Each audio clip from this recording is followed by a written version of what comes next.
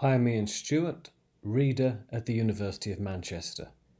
This is the presentation for my paper, The Breakfast Room, a case of an innovative construction project management simulation for Year 6 children. The APM, as part of their strategy, claims that project management is a life skill for all. If it's a life skill, then it's important that it is learned at an early age. But can project management be taught to children? And if so, how? Further, if project management can be taught to children, is it possible to integrate STEM, construction industry practice, and sustainability themes? This question is important to create a generation of young people who are familiar with sustainable construction project management and see it as a first career. At the heart of this educational activity is the Academic Practitioner Partnership. I run a course at the University of Manchester that uses live case studies. I obtain these from projects in the vicinity of the university, which means I have to strike deals with those project managers. In this case, Mark Ford of Beaumont Morgan offered me his construction project in return for help with his corporate social responsibilities, in this case creating social value for the area around his construction project, in particular the primary school. We went to see the head, and she was very excited about the idea of having construction workers in the school and bringing in construction materials. Of course, the answer was no. However, this led to the talk of using Lego as a construction material, and then project management tools and techniques to control the production of a Lego artifact of some kind, and then all of the good life skills that could come from that, the team working, the leadership, the self-efficacy, and so on. But this then led to the question, if a construction project were to be simulated, what kind of structure would be relevant to the children? The head suggested a breakfast room. Breakfast rooms are becoming increasingly common in UK schools, especially in deprived areas where children perhaps may not have a meal before starting school. These rooms tend to be freestanding structures, and it's the kind of structure that could be easily visualised in the mind of a child because it's basically a box. So from this, we created the idea of the breakfast room project management game. It's aimed to teach basic project management theory, construction project management techniques, and associated life skills in a fun and accessible way for children. So this is the basic game design.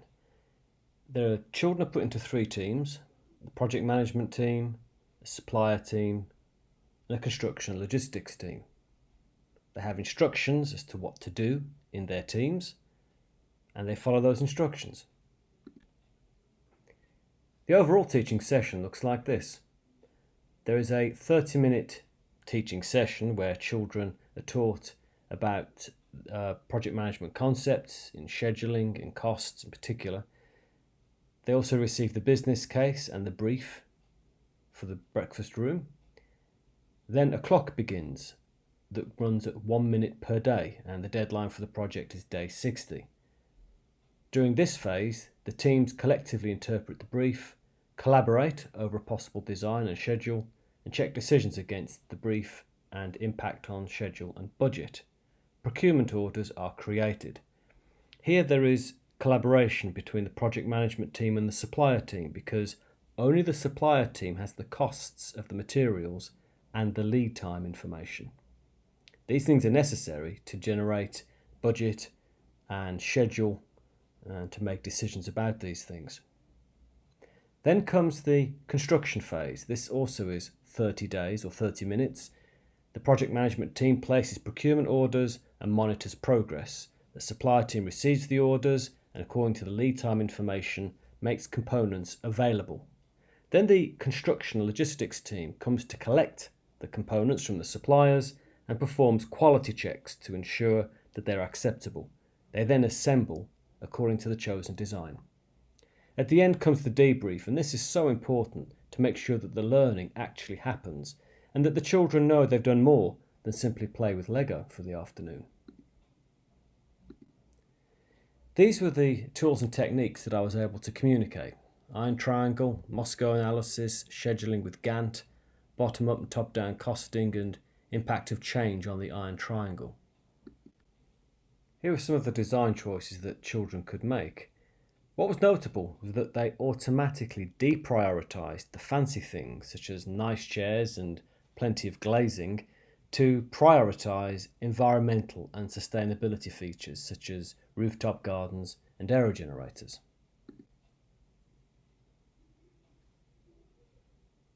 Here are the children doing construction. And ultimately it was delivered 5 days early, under budget and to quality.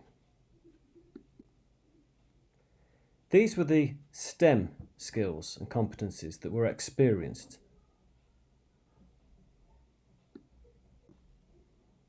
The children's lessons learned was that project management was stressful. There was lots of paper and information. Suppliers seemed to have it easy, but project managers should provide snacks for project workers when there are delays. But between the lines, it could be seen they had an experience that seemed to reflect actual practice. For future research, the classic question asked of all teaching innovations is, does it actually lead to learning gain that is retained? How might this gain fare beyond bright hand-picked children, which these were? And this is important for reaching out to groups that may not have considered a managerial role in the construction industry. And as regards practitioners, what are their real motivations for participating in these kinds of activity? What is their experience of working with an academic, and what do they feel they gain by participating in this kind of outreach? The role of practitioners in outreach activity is very under-researched. And of course, as a type of outreach, has it changed any attitude toward the construction industry in the children? It was clear the children had had an experience that reflected actual practice. Project management was a valid means of teaching and practicing life skills for children, and it is possible to integrate STEM, construction industry practice and sustainability themes. The children naturally prioritise sustainability considerations, and it's clearly possible to communicate basic theory and techniques necessary to control a project to children. Developing construction games and simulations is an excellent means to bring together practitioner and academic. Construction project managers are charged with creating social value, and academics are looking for outreach activities, so they have much to offer each other and together can create enriching, innovative teaching and learning activities to engage future project managers and satisfy the CSR requirements placed on project organisations. The interactions identified in this paper show that each stakeholder contributes unique value, the synergistic effect of which builds an outreach experience that gets children excited about construction project management and hopefully creates lasting positive memories that could influence future choices in education and work.